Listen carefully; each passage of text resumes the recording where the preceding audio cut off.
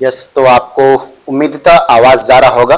तो हम लोग क्लास जो स्टार्ट कर रहे हैं एक तरह से जो है ये आपका सिविल कोड का जो है मेंस का आपका जो है ये आपका क्लास रहेगा। ठीक है, इसमें जो हम लोग बुक को फॉलो करते रहेंगे, सबसे पहले तो हम आपको इंट्रोड्यूस कर दे रहे हैं। ये दो बुक आपको जो है नॉर्मली फॉलो रहेगा जो कि स्टैंडर्ड रहेगा। ठीक है, कोशिश रहेगा कि कम समय में और मेंस के लेवल में आपका जो मेंस का जो लेवल है उसमें करें। तो ये एक इंग्लिश मीडियम का बुक होता है, कुछ लोग जानते होंगे लेकिन कम लोग जानते होंगे। ये पीटर नॉर्टन का बहुत ही अच्छे बुक होते हैं और ये परीक्षा मंथन है, कुछ लोग इसको ज्यादा जानते होंगे इसके तुलना में, तो कम से कम तो ये हिंदी मीडियम में रहते हैं। तो कहने का मतलब ये था बस कि आपको एक स्टैंडर्ड बुक जो है ढंग से फॉलो होगा। आपको जो है इस बुक को लेने का जरूरत नहीं है, है तो अच्छी बात है और ले सकते हैं इनकेस, तो सेल्फ रीडिंग के लिए आपका काम आ सकता है। बाकी जो आपको जरूरत है जिसके लिए आप यहाँ ज्वाइन किए क्लास को, हम इसको जो है लेकर के आगे की ओर बढ़ेंगे। जो है नोट्स भी आपको मिलेगा। ठीक है, बाकी आप ज्यादा से ज्यादा वीडियो को सुनते हैं, देखते हैं और उसी से नोट्स बनाते हैं। पीडीएफ तो मिलेगा ही, लेकिन बात है कि जो आप नोट्स पढ़ करके बनाते हैं वो आपको ज्यादा इफेक्टिव रहता है। ये बात को आप समझते हैं एक तरह से जो। तो सिलेबस आप सभी लोग को मालूम होगा। ठीक है, क्योंकि आप पीटी लगभग क्वालिफाई माना जा सकता है कि आप कर चुके हैं या जस्ट रिजल्ट आएगा और आप एक तरह से एश्योर हो जाएगा। तो मेंस का आपके पास सिलेबस मालूम होगा कि क्या क्या है। तो सिलेबस में समय नहीं बिताना है। ऑफलाइन क्लास रहता है तो उसमें नॉर्मली सिलेबस वगैरह बताया जाता है, उस समय थोड़ा बहुत बातें भी होता है। तो हम लोग हिस्ट्री ऑफ कंप्यूटर्स के बारे में आज हम लोग जो है डिस्कस करेंगे। हिस्ट्री ऑफ कंप्यूटर्स जब हम लोग डिस्कस करेंगे तो इस दौरान क्लास में भी हम बोल रहे थे एक तरह से जो है, जब ऑफलाइन क्लास ले रहे थे तो कि कॉन्सेप्ट का इंटरमिक्सिंग करेंगे। जैसे कहने का मतलब है कुछ कुछ बातें जो इस दौरान आएगा सॉफ्टवेयर रिलेटेड, हार्डवेयर रिलेटेड, तो कुछ कुछ हम लोग उसको कॉन्सेप्ट को मिक्स करेंगे, ये जानते हुए कि आप लगभग चैप्टर से जो है अवगत हैं, तभी तो पीटी आप क्लियर कर चुके हैं या करने वाले होंगे। जो तो नंबर अच्छा है तो हो ही गया एक तरह से, बस रिजल्ट ऑथेंटिकली रूप से आना है। तो देखिए हम लोग जो यहां पे बात करने वाले हैं हिस्ट्री ऑफ कंप्यूटर्स, तो इसमें हम लोग जो मेन जनरेशन है जो कि नॉर्मली जो है वर्ल्ड वार के समय से स्टार्ट हुआ फर्स्ट जनरेशन, और अभी तक में हम लोग जो है अप टू डेट हम लोग इसका डिस्कशन करेंगे।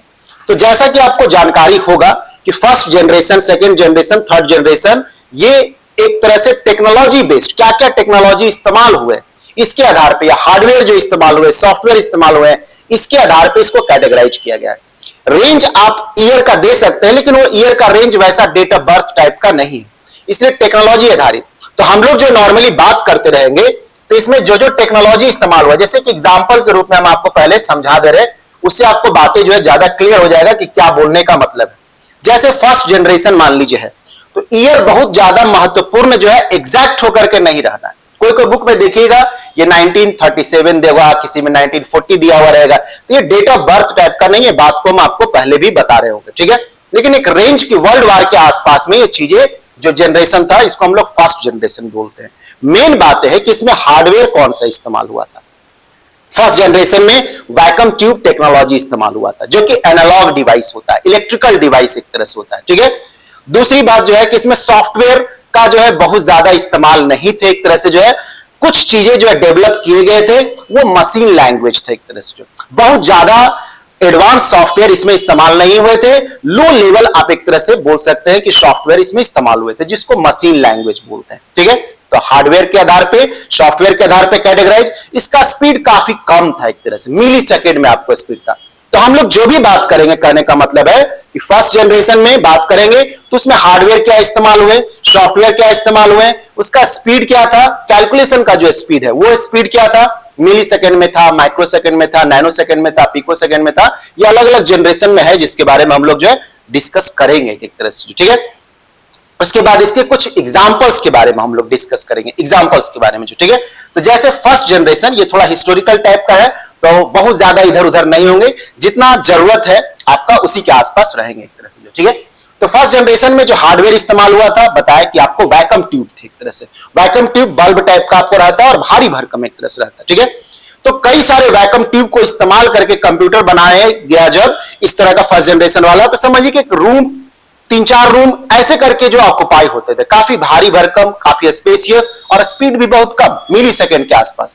इसमें जो सॉफ्टवेयर इस्तेमाल हुए थे वो सॉफ्टवेयर जो है बहुत ज्यादा डेवलप नहीं थे, एक तरह से लो लेवल का प्रोग्रामिंग बोल सकते हैं, and that software was also called as machine language. ठीक है, मशीन लैंग्वेज के रूप में इसको डेवलप किया गया, तो कोई जटिल या हाई लेवल प्रोग्रामिंग इसमें नहीं थे एक तरह से। वही सेकंड जनरेशन में असेंबली लैंग्वेज है, थर्ड जनरेशन से चीजें ढंग से आने लगा। ठीक, इसमें जो मेमोरी के रूप में जो इस्तेमाल हुए थे वो पंच कार्ड वगैरह जो है, पेपर टेप वगैरह इस्तेमाल हो रहे थे, पंच कार्ड और पेपर टेप जो इस्तेमाल हो रहे थे।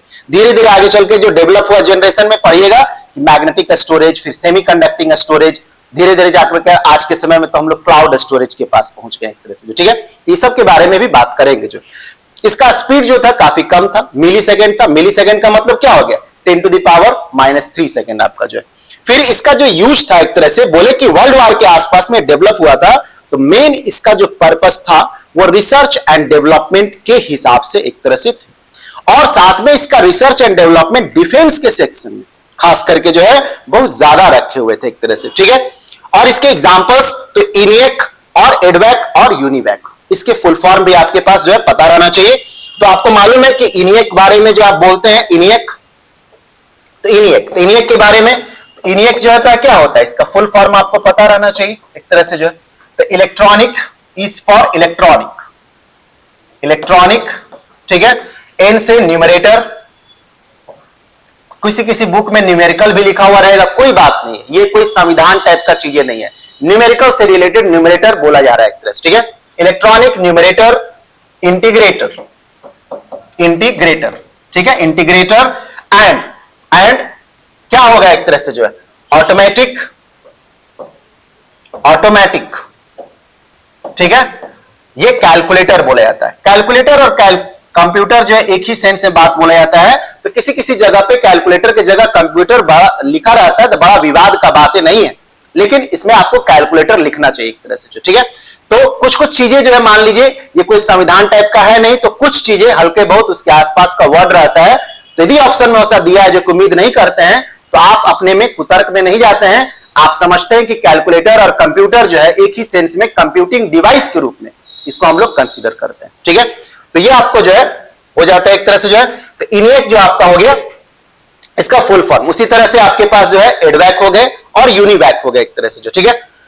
तो हम लोग जो है आगे की ओर लेकर के पहले चलते हैं। तो इसमें जो एग्जांपल्स हुए, सेकंड में आप जो है हम लोग जब जनरेशन में जाते हैं, सेकंड जनरेशन, ये फर्स्ट जनरेशन से सेकंड जनरेशन में जो हम लोग जाते हैं, इसमें जो हार्डवेयर यूज्ड हुए उस दौर में जो है क्या डेवलप हो गए थे, ट्रांजिस्टर डेवलप हो गए थे। किसके द्वारा डेवलप हुए थे ट्रांजिस्टर जो है, विलियम शॉकले, ब्रिटेन और बार्डिन के द्वारा जो है ये डेवलप किए गए थे। ये आपको ध्यान में रखना है कि ट्रांजिस्टर जो डेवलप हुए थे, जो ट्रांजिस्टर आपके डेवलप हुए थे, इसके बारे में आपको जानकारी रखना होगा कि जो ट्रांजिस्टर डेवलप हुए थे किसके द्वारा डेवलप हुए थे ट्रांजिस्टर।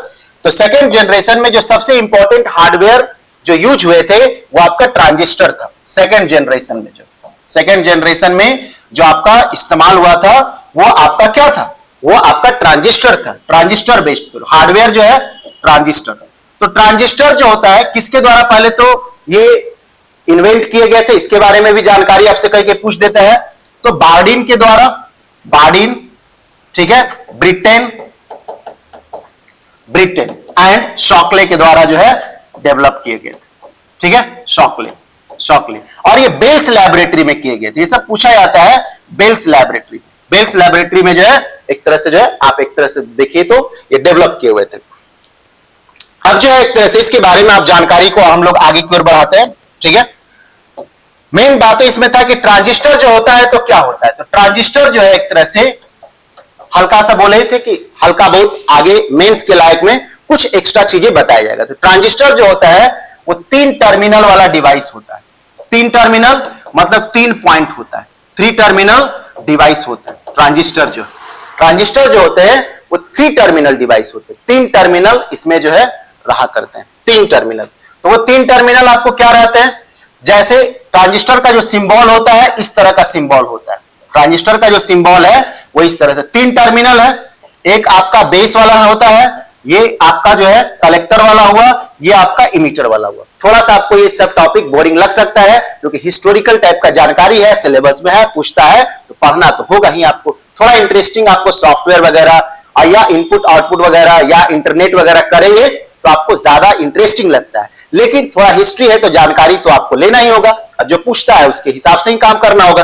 तो ट्रांजिस्टर जो हम बता रहे हैं, ऐसे तो बहुत सारी चीज बता सकता है, लेकिन मेन बात है कि ट्रांजिस्टर इलेक्ट्रॉनिक डिवाइस है, ठीक है। स्विचिंग सर्किट है एक तरह से, स्विचिंग सर्किट। उसके बाद इसके पास 3 टर्मिनल होते हैं, ठीक है, और ये करंट ड्रिवन होता है। तो पहले तो हम इसको कंप्लीट कर दे रहे हैं कि इसके पास जो टर्मिनल होते हैं ई बी सी आप करके जो है याद रख सकते हैं। ई फॉर इमीटर, ये इमीटर होता है। 3 टर्मिनल में एक इमीटर हो गया, ये बेस हो गया, और ये आपका जो है कलेक्टर हो गया, कलेक्टर, ठीक है। ये 3 टर्मिनल आपका डिवाइस हुआ। नेक्स्ट बात है जो आपका रहा करता है, ये करंट कंट्रोल्ड डिवाइस होता है। क्या होता है? Current control. जैसे वोल्टेज कंट्रोल्ड होते हैं, आप अधिकतर घरेलू जो इस्तेमाल करते हैं वोल्टेज कंट्रोल्ड रहते हैं, ये करंट कंट्रोल्ड डिवाइस। जितना ज्यादा कंट्रोलिंग होगा, जितना ज्यादा कंट्रोलिंग होगा उतना ही अच्छा से आप स्विचिंग कर सकते हैं, और जितना अच्छा से स्विचिंग कर पाइएगा उतना ही ढंग से इसको प्रोग्राम कर सकते हैं। मतलब इसको इंस्ट्रक्शन दीजिएगा तो उसके हिसाब से फॉलो कर सकता है। तो इस दौरान तक में आते आते हम लोग जो है, थोड़ा हम स्पीड में इसको बता दे रहे हैं एक तरह से। तो हम लोग जो सेकंड जनरेशन में आए, तो टेक्नोलॉजी जो इस्तेमाल हुआ या हार्डवेयर जो इस्तेमाल हो गया, that hardware with transistor. Transistor is an electronic device, 3 terminal electronic device, current driven, और ये 2 डायोड से मिलकर के बना होता है, बैक टू बैक ज्वाइन किया रहता है, बैक टू बैक। ये टेक्निकल इसका जानकारी है, जितना जरूरत है उतना बोले। सॉफ्टवेयर के रूप में इसमें असेंबली लैंग्वेज का इस्तेमाल होता है, असेंबली लैंग्वेज। पहला वाला में मशीन लैंग्वेज, दूसरे वाले में असेंबली लैंग्वेज। ये भी एक तरह से देखिए तो लो लेवल प्रोग्रामिंग का हिस्सा होता है, लेकिन better than the machine language एक तरह से जो, ठीक। उसके बाद जो इसका स्पीड है वो माइक्रो सेकेंड में हो गया। पहला वाला का 10⁻³ मिली सेकेंड, दूसरे वाले का माइक्रो सेकेंड में चला गया। उसके बाद जो इसका मेमोरी है, यहां से हम लोग जो है मैग्नेटिक मेमोरी जो है, मैग्नेटिक टेप जो है, इस तरह का हम लोग मेमोरी डिवाइसेज को जो है इस्तेमाल करने लगे। तो मैग्नेटिक टेप, जैसे पहले का कैसेट वगैरह देखते होंगे ना, देखते होंगे रील्स टाइप का बना हुआ रहता था, काला काला जो रिबन टाइप का था, दैट वाज मैग्नेटिक टेप। अभी भी जो आप इस्तेमाल करते हैं एटीएम के पीछे जो आप देखते हैं जो काला टेप लगा हुआ रहता है, that is also magnetic tape. उसमें मटेरियल जो इस्तेमाल होता है वो फेरस ऑक्साइड वगैरह टाइप का मटेरियल, या आप बोल सकते हैं कि एक तरह से फेरोमैग्नेटिक मटेरियल का हम लोग इसमें इस्तेमाल करते हैं। ये जानकारी यहां तक जरूरी आपका रहता है स्टोरेज मटेरियल के रूप में, ठीक। वही आप थर्ड जनरेशन में जब जाइएगा तो सेमीकंडक्टिंग मटेरियल का इस्तेमाल होने लगा, अर्धचालक जो होते हैं उसका इस्तेमाल करने लगे। किसमें? थर्ड जनरेशन में। इसी को बोल रहे हैं कि थोड़ा कॉन्सेप्ट को इंटरमिक्स करना। क्यों करना? क्योंकि आप पीटी निकाल चुके होंगे, या निकालने वाले हैं, या निकलने वाला है आपका, यही वाला है। जाहिर सा बात है आप कुछ कुछ चीजें पढ़े हुए हो, ठीक है। उसके बाद इसका जो यूज है साइंटिफिक, तो रिसर्च एंड डेवलपमेंट में, डिफेंस में तो था ही, जो अभी भी है, लेकिन इस वाले जनरेशन में क्या खास बात था, यहां से कमर्शियल यूज, व्यावसायिक जो एक तरह से इस्तेमाल होने लगे। ये पूछा जाता है कि सेकंड जनरेशन से कमर्शियल इस्तेमाल हो रहा था या नहीं, या कमर्शियल जो है किस जनरेशन से स्टार्ट हुआ जो है। तो सेकंड जनरेशन से commercial application of the computer start हुए एक तरह से। हार्डवेयर वगैरह के बारे में, सॉफ्टवेयर वगैरह के बारे में जाने, एग्जांपल जो इसके रहते हैं IBM 1401, यूनिवैक और PDP आपका इसका एग्जांपल में रहा। तो ये फर्स्ट जनरेशन और सेकंड जनरेशन का बातें रहा एक तरह से जो, ठीक है। अब हम लोग जो है थर्ड जनरेशन में चलेंगे। थर्ड जनरेशन में तो अब बताए थे कि हार्डवेयर आपको पता होना चाहिए कौन सा हार्डवेयर इसमें इस्तेमाल हुआ है। तो थर्ड जनरेशन में जो हार्डवेयर इस्तेमाल हुआ वो आईसी हुआ, इंटीग्रेटेड सर्किट बोलते हैं इसको, इंटीग्रेटेड सर्किट। एक पैकेज्ड बॉक्स में पिन टाइप का जो है इस तरह का डिवाइस रहता है आईसी। इसका जो खोज करने वाले थे वो कौन थे? किल्बी थे, और नॉइस, जो किल्बी और नॉइस। तो पहले हम इसको लिख भी दे रहे हैं एक तरह से, जो इसलिए लिख दे रहे हैं क्योंकि आपको जो है ये वाला जानकारी जरूरी है। इंटीग्रेटेड सर्किट आईसी जो डेवलप हुआ, तो इसको हम लोग इंटीग्रेटेड सर्किट बोलते हैं। इंटीग्रेटेड सर्किट कहने का इसमें किस चीज का समाकलन है, किस चीज को इंटीग्रेट किया गया है? तो लार्ज नंबर ऑफ ट्रांजिस्टर्स को इंटीग्रेट किए गए, कई सारे ट्रांजिस्टर्स को इसमें इंटीग्रेट किए। लेकिन ये फिर भी स्मॉल स्केल इंटीग्रेशन था एक तरह से, या मीडियम स्केल इंटीग्रेशन में कहा जा सकता है इसको जो, ठीक है। तो इंटीग्रेटेड सर्किट इसको हम लोग बोलते हैं, जिसको हिंदी में इसको जो हम लोग एक तरह से समकलित परिपथ, समकलित परिपथ बोलते हैं इसको, परिपथ, समकलित परिपथ, ठीक है। तो एक तरह से देखिए तो जो है ये पैकेज्ड ट्रांजिस्टर होता है, ठीक है।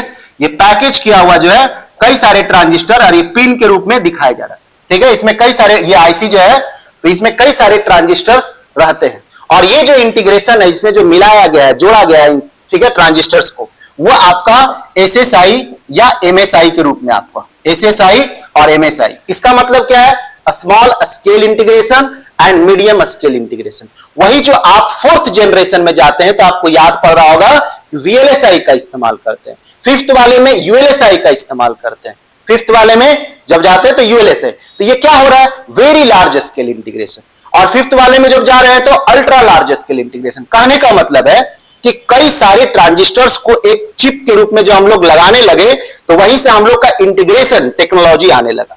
कोई चीजों को जोड़ करके छोटे चीजों में जो है ज्यादा से ज्यादा ट्रांजिस्टर को कनेक्ट कर देना एक तरह से। इससे क्या हुआ, स्टोरेज बढ़ गया, प्रोसेसिंग बढ़ गया, स्पीड जो है बढ़ गया, ये सब चीजें होने लगे। ठीक है, तो इंटीग्रेटेड सर्किट क्या होता है, ये किसके द्वारा खोज किया गया था, ठीक है, या डेवलप किया गया था, तो ये किल्बी के द्वारा, जैक किल्बी के द्वारा, जैक किल्बी के द्वारा। और एक और साइंटिस्ट इसके साथ थे, वो नॉइस थे, एंड नॉइस। नॉइस का स्पेलिंग जो है आप देख सकते हैं, नॉइस, ठीक है, इनके द्वारा जो है ये डेवलप किए गए थे। ये आपको जो है बेल्स लैबोरेटरी में ये भी डेवलप किए थे, बेल्स लैब में जो, ठीक है, बेल्स लैब और हार्वर्ड जो है यूनिवर्सिटी, ये दो जो है उस दौर में काफी ज्यादा जो है टेक्नोलॉजी को और रिसर्च को बढ़ावा दे रहा था एक तरह से जो, ठीक है।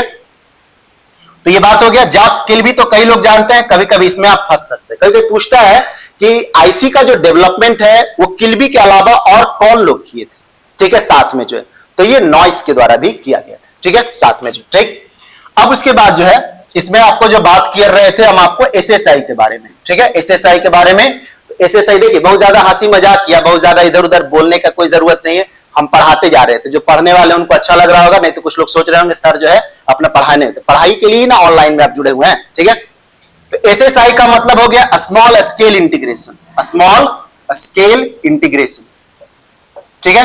कम पैमाने में एक तरह से आप किसको किए हैं, ट्रांजिस्टर को इनबिल्ट किए हैं आईसी में, जो कम पैमाने मतलब 100, 1000 ऐसे करके जो।